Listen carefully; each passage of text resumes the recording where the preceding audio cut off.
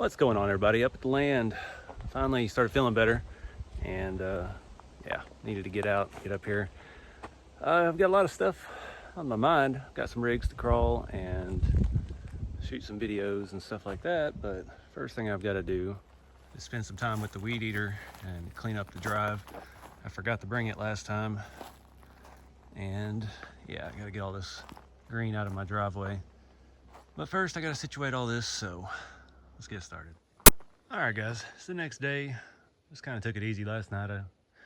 Pretty well hot out here. It was 102 yesterday.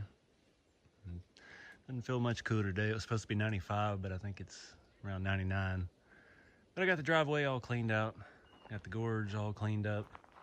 And been working on my trail a little bit, just riding the four-wheeler up and down it. Trying to expand it further back. I'm not having much luck getting phone service up there, so been going that way a little bit as well. Just making some paths. I got my solar out. Poor fridge, struggling to keep up in this temperature. Got the towel over it. Most I've been able to get out of the solar is 26 watts this trip. That's what we got going right now, but we're down to 41% on the battery, and that fridge is, it's on eco mode, but it is running hot.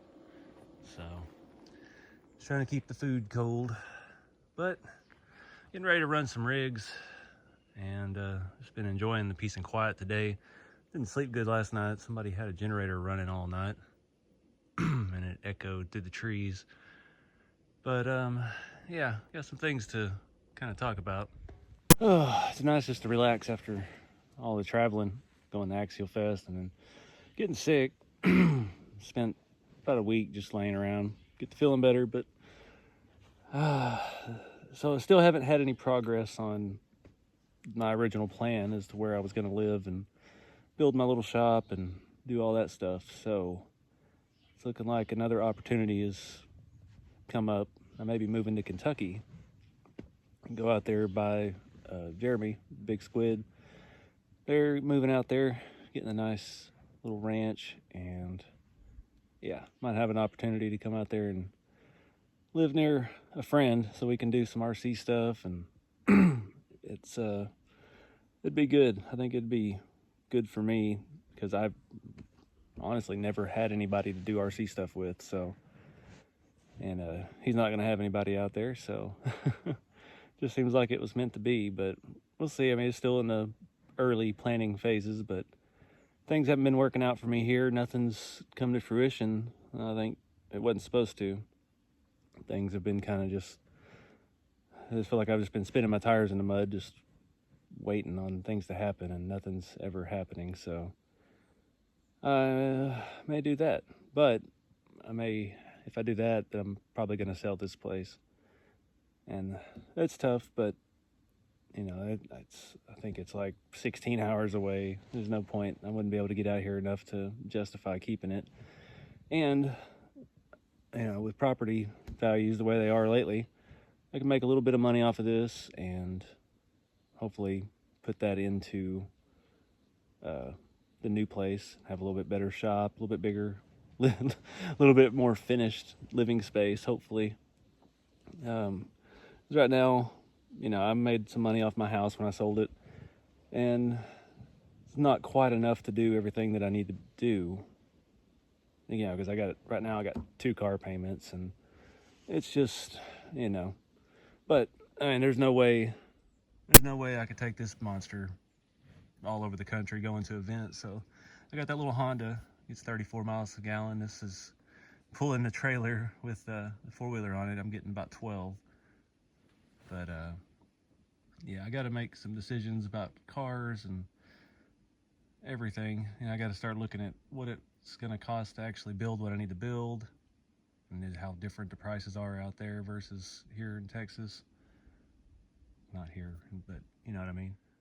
But you know, after going to Beat the Creek, and you know, I went through Kentucky on my way back from Axialfest, and I went by and saw Jeremy's place in the area, and it's just right on the edge of the mountains. It was the perfect day to go through there because it had been raining and the clouds were low, and it just looks awesome going through the mountains. But I like it out there. Everybody I've met from Kentucky, it's just been super cool. A lot of RC guys out there, and you know, I've already got a few friends not too far from where I'm looking, so, and then of course Jeremy, so but I think it'd be good for both of us, because he's full-time now with Big Squid, and I'm still trying to do full-time with RC every day. So we have each other to kind of help drive each other to do more things, and have somebody to go do stuff with and go crawling with and exploring the area. There's a whole bunch of cool stuff down there. It's right on the Tennessee border, so it's not too far from a lot of things. So I don't know, that's the current situation. We'll see how it plays out, but I think now I'm going to do all the driving in this video. I was going to do separate videos, but driving videos never do good. It's, you know, and I've got the Iron Pig, the TF2. I haven't really gotten to trail it at all yet, so that'll be interesting because it's pretty much box stock. And I've got the new finished C2X since it's all redone with its new body and that flatbed. I'm really excited to see how that one performs, because it's a lot heavier, even heavier than it was with the Scale V8 and everything. So, and I brought the Capra. Yeah, so if you saw, I think I did a live after Axialfest. That's when I started getting sick. I was on the road and I probably didn't make much sense, but so I bought a Capra from Horizon at Axialfest. They had them on sale. It was $400. So I thought, let's get out of my comfort zone. Capra looks like a good base to build off of. And we went back to the Airbnb and hooked it up. And the first 5 minutes of driving, the dig servo melted. Like the inside's actually melted out. It's got 3 holes in it. So I was kind of discouraged, but you know, they have tech support there at the event. So the next day, went up there and they swapped the servo out, and he spent forever setting the whatever you call it, the movement of the arm, so it didn't overextend or anything, because he thought that was the problem. And yeah, well, you know, Axialfest is a long way out to the trails, so we went out there for a night run that night because he was working on it almost all day, and got out there, and as soon as I got on the trail, the dig quit working. So I walked back. It's a walk. So I get back up there. He takes servo out, tests it. It's bad. So they wouldn't do nothing else for it. And I went and bought a Reef servo from Reef. I bought a little Micro 99. It's like, all right, we'll just start upgrading now. So I swapped that in, and I couldn't get the endpoints. That's what the word I was looking for, the endpoints. I couldn't get the endpoints set right, because I'm not familiar with doing that at all, because I'm not an electronics person. I'm not real familiar with that on a new radio, and you got to press a certain combination to go in the setup mode. It's just a big ordeal. And then the Reef servo started getting hot. So I just pulled it out, and we zip tied it up, and went out for a night run. Another day wasted not driving at Axialfest. So I drive it. We all walk out. We all had our Capras. Everybody, Wayne and Mike, Hal had their Capras. And so we get out there, and just as we get to the gate for the trail, the throttle starts cutting in and out. So I'm just so fed up with it. It pretty much ruined my Axialfest driving experience. So I just carried it back and left everybody on the trail. And I never got any trail footage from Axialfest other than a couple starting gates. And so I've been very frustrated with it. I just noticed, sitting here looking at it, that it's missing one of the little wheel caps. I guess that vibrated off on the road somewhere. So I don't know. I've been looking at doing stuff to it, and it just seems like it's a massive money pit. I'm already in $400, well, $460 because I bought a Reef servo. Still can't use that. So I need an ESC now. The motor stuff in it's pretty basic, cheap. The ESC that's in it, I think, is garbage as well. I think that's what was burning up the servo, or I don't know. It's got some Duratrax manufactured thing in it. It's not even the all-in-one Spectrum unit. And they knew they had some issues with them.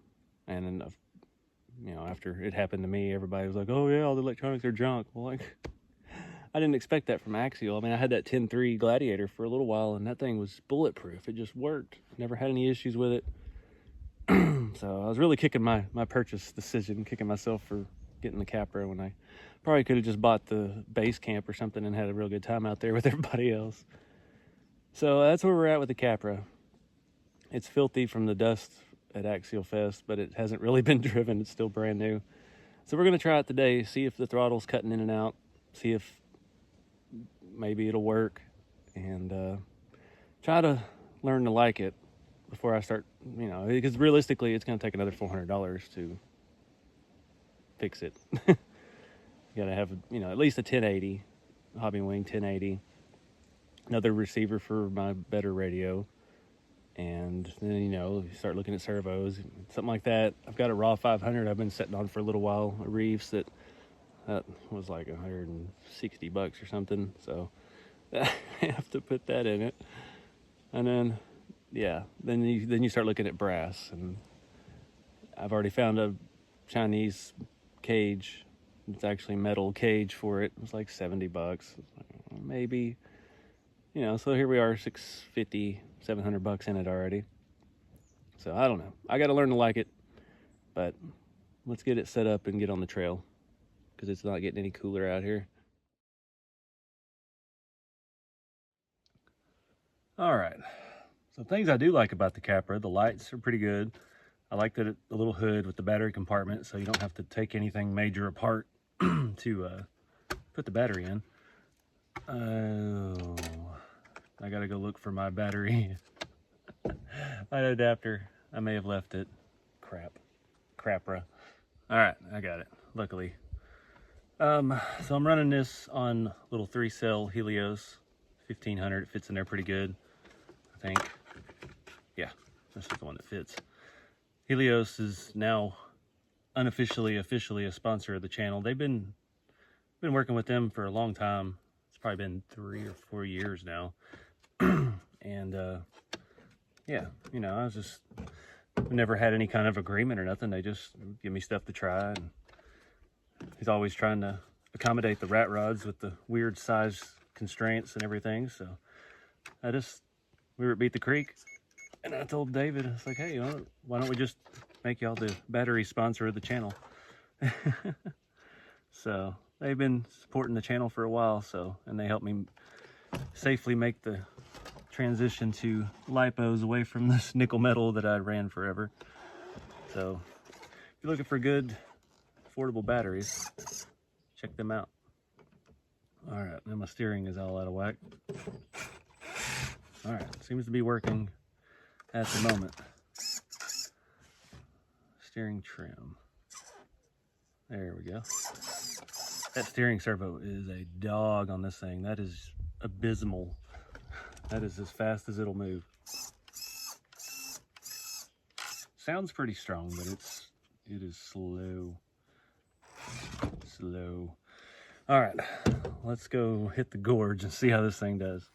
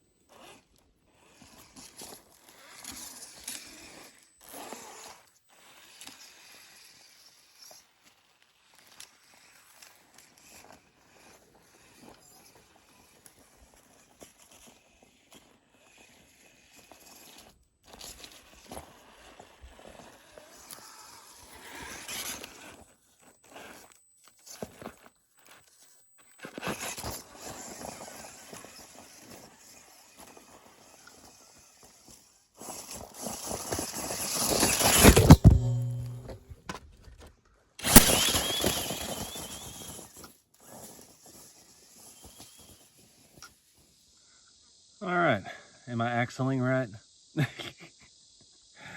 I don't know about this thing. I don't know. It feels cheap. It feels very sluggish.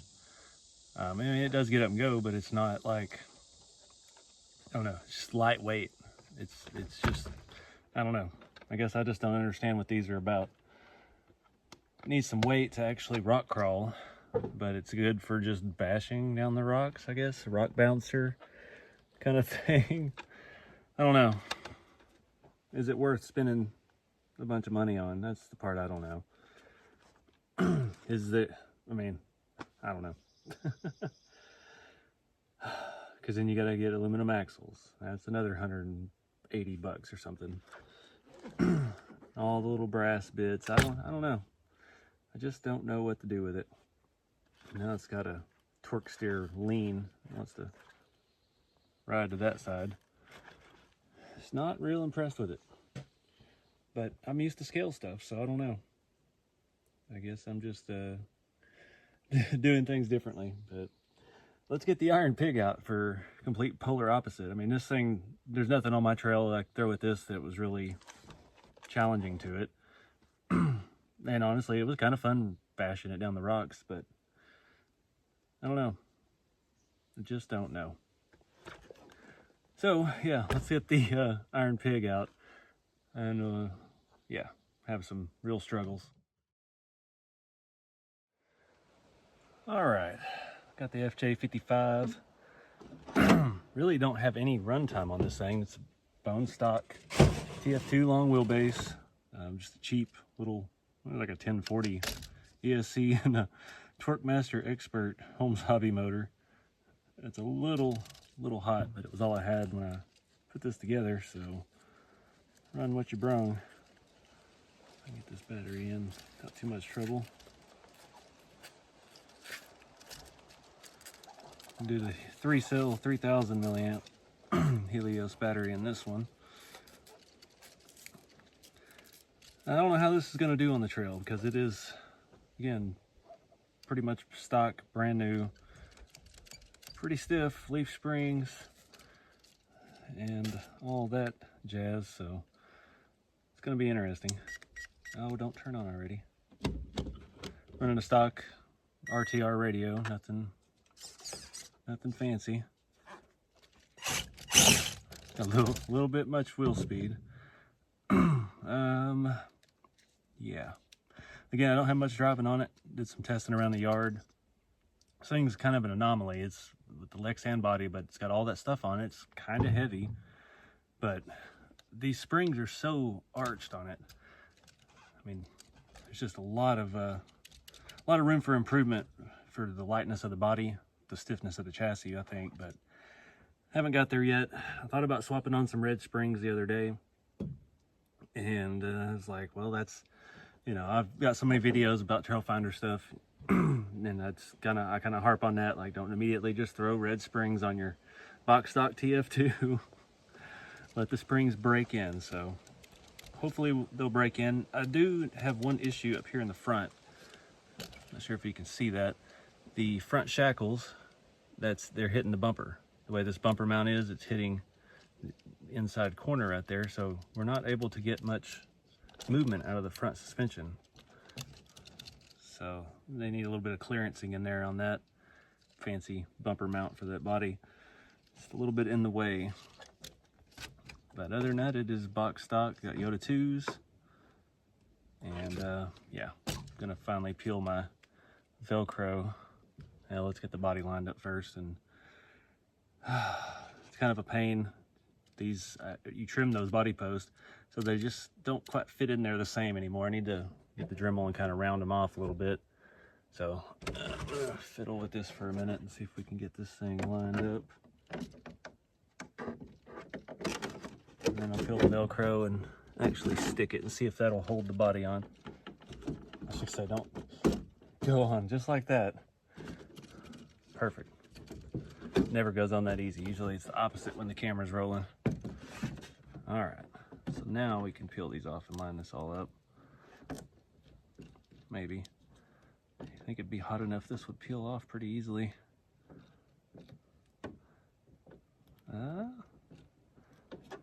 This is the part that's going to be embarrassing. All right, I'm going to do this off camera so I don't bore you to death. That Velcro will hold the body on just fine without having to get body clips and stuff in the way. So yeah, let's hit the trail.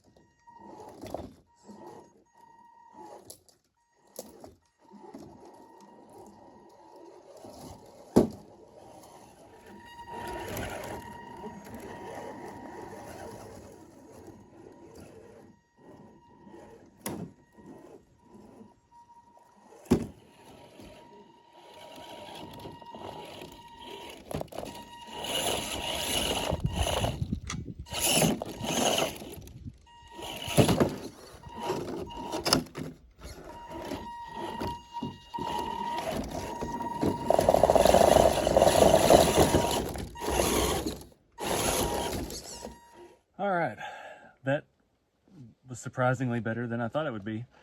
I did have one malfunction on the trail. So these have a wheel widener, basically. So these keep coming loose on the driver's side. And I lost a hex pin about halfway down the trail. Of course, this side's not coming loose because it's rotating the right way. But I had the front one fall out and it was pretty loose there again. So I have to Loctite those in the future. Didn't mar it up too bad, but I could. It's the same thing that Jeremy told me about his when he drove it. He said there's just something about it. It's kind of goofy. It's kind of fun and bouncy and just silly. Now I see that, but I can't believe it made it all the way down the trail. I'm pleasantly surprised. I didn't get too much rock damage. Got a few scratches, which is the downside of painting on the outside, but it'll be all right. So not bad. I dialed down the throttle on the radio a little bit, so this thing wasn't quite as. Ooh, that ESC is hot. Probably not 3-cell capable. Got more Capra electronics. But yeah, it's, I don't know, it doesn't make sense. It performed better than it should with the lightweight body. Other than it sounded like a bathtub bouncing around off the rocks, it actually was pretty cool, kind of fun. So yeah, we'll let that cool down before I put that back in the truck. So now the moment I've all been waiting for, get the C2X out, see how it does, because it solves the main problem that both these other rigs have, the weight. They are way too lightweight. This one does its little magical bouncy fun stuff, but C2X is going to be heavy metal performance, hopefully. Fingers crossed. All right, let's get this thing loaded down here. And a 3-cell again, 3000. Since the last video, when I finished this, I bent the tabs on this and got it to where it'll keep a screw in it. Hopefully it doesn't fly off. And I tried a different bumper and it just didn't work out. It was like an old SCX 10-1 bumper that slid over the frame, and it was getting in the way of the panhard bar mount and getting into the shock mounts a little bit. And it just looked kind of funny. It stuck out just a little too far. The winch was a little too much going on. I thought it would look good, but opted to just cut down the bumper that I'd made. So we just got a Stinger. It's already worn and rusty and everything, so it fits the truck pretty good. So this thing is ready to go.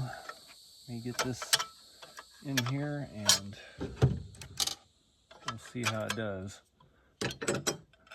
Pretty excited. I don't remember where the on-off switch is though, so I have to, oh, good, it's on. Tuck all that down in there. I added this old brass nut or ball end. It's bigger than your standard size. I thought it would make a good gooseneck. There was already a hole there from the previous owner of the bed, so it worked out. And I have the little thing to mount a tire on there, but it just looks, it's too far back. I didn't like the way it looked, and it made getting the battery in and out more difficult. All right, let's see how this thing does.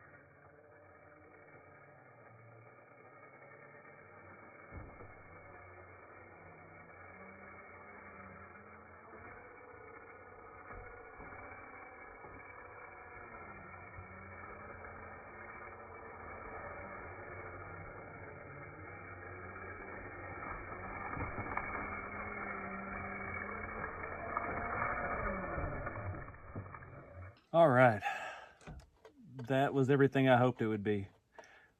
The way it rebounds and just kind of jostles about because of the weight, just freaking awesome. I don't know how the slow-mo clips came out, but we'll see. I'm pretty pleased with that. The whole rig is more balanced now. I had all that weight up front with the scale V8 and everything, so now we've got. So I think I need some shock fluid, and the only thing left to upgrade, the only thing I really need is drive shafts. So we're still running the stock shafts, and I always forget this one is held together with body pins that I've bent around. It's working, but there's a lot of slop in those shafts, so I think we can clean that up a little bit. And it's really the only thing this is left that this needs. My on-off switch is hanging by the transfer case for some reason. I need to fix that. But yeah, other than some shock oil, put a little bit thicker shock oil in it to help with the weight. I'm sure there's none left in it as it is. But I'm still loving this tire and wheel combo. These 1.9 Black Rhinos with the Thornbirds. I mean, they work, and these are still the stock foams. I've been telling everybody for a little while, RC4 Drive has good foams now. They used to not, I know.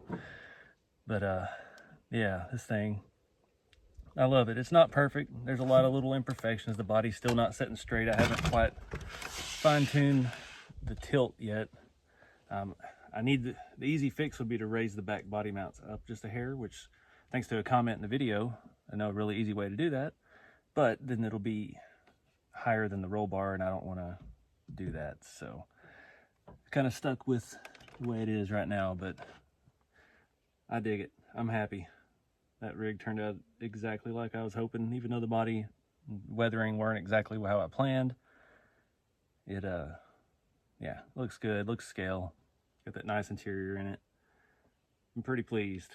So I think we're gonna call this one done for a little while, and maybe some drive shafts. That's about it. Love it. Well, the trip took a turn for the worse, so having electronics problems. I don't know what happened with the Jackery. It went from around 32% to 0. I had solar hooked up and still had some light, and it just crashed. So I had it running on the 110 outlet, which it charges at like 79 watt input. Right now we're at 42 because I've got it on 12 volt because my computer started acting screwy. I was trying to upload the footage of the runs and do a little editing, and it was like at 70, I think it was 79%. And as soon as I saved the video, it's a little bit of work for the computer, and it kicked down to like 40%. So having technology problems right now. And I couldn't get my phone, which I'm filming with, to take a charge. I've barely been able to keep it at 20% all day off the Jackery. Yeah, looking at you. So I don't know what's going on, but we're gonna enjoy the air conditioning for a little bit. It's gonna kill our MPGs, unfortunately. But it still is 97 degrees, and it is, what time is it? 6 o'clock on the dot. So, yeah, food is out there in the fridge, in the shade, luckily. Just trying to get it to hang on, and hopefully I can get the Jackery at least up to 25% so we can run the fridge on low through the night and head out in the morning, and then I can power it off the Jeep. But we'll see.